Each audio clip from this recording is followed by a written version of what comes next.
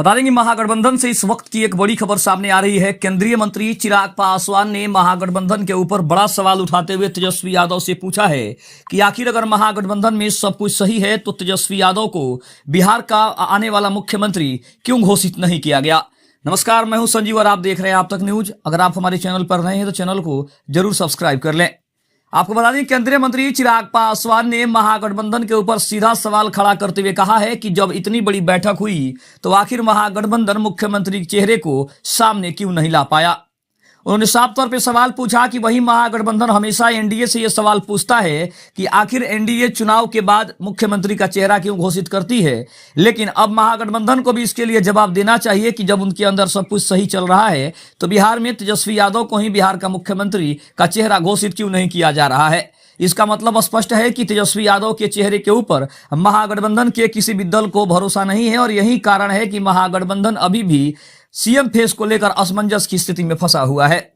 दूसरी तरफ अगर हम बात करें तो वीआईपी के प्रमुख मुकेश सहनी के दावे ने एक बार महागठबंधन की फिर से पोल खोल दी है, क्योंकि महागठबंधन के हर दावे को मुकेश सहनी ने अपने आगे कहीं ना कहीं नतमस्तक करने पर मजबूर कर दिया है। मुकेश सहनी ने साफ तौर पे कहा है कि 50 से 55 सीटों पर वो चुनाव लड़ेंगे और इसके लिए उन्होंने अपना पूरा प्लान तैयार कर लिया है। दूसरी तरफ अगर देखा जाए तो सन ऑफ मलाह के नाम से मशहूर मुकेश सहनी ने अभी से प्रेशर पॉलिटिक्स की जो राजनीति है वो करनी शुरू कर दी है, क्योंकि मुकेश सहनी की हैसियत को देखते हुए ये जरूर कहा जा रहा है कि उन्होंने जो मुंह खोली है वो उनके औकात से काफी ज्यादा है। दूसरी तरफ अगर हम बात करें तो मुकेश सहनी ने जिस तरीके से 50-55 सीटों की मांग की है, उन्होंने निषादों के क्षेत्रों को चुना है जहां उन्हें लगता है कि निषादों का वोट उनके पाले में आ जाएगा और 50 से 55 सीटों पर जो उनका दावा है ये इशारा कर रहा है कि वो निषादों के भरोसे चुनाव में उतरना चाहते हैं, क्योंकि उनको बाकी जातियों के ऊपर कोई भरोसा नहीं है। और शायद यही कारण है कि मुकेश सहनी ने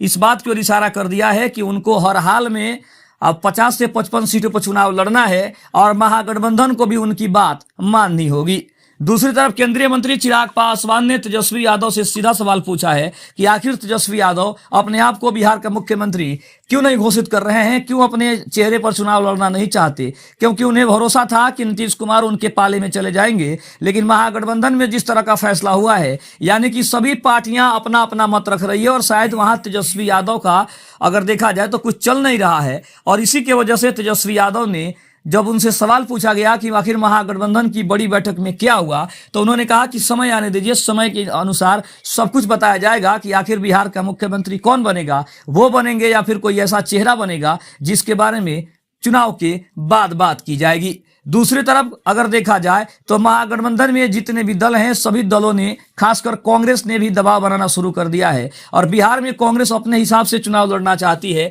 अपनी शर्तों पर चुनाव लड़ना चाहती है और यही बात महागठबंधन को गले से नीचे नहीं उतर रहा। शायद यही कारण है कि महागठबंधन चाहकर भी कहीं ना कहीं बिहार के मुख्यमंत्री फेस को सामने लाने में असमर्थ दिखाई दे रहा है। खबर आपको कैसी लगी कमेंट में जरूर बताइएगा। तब तक के लिए धन्यवाद। जय हिंद, जय भारत।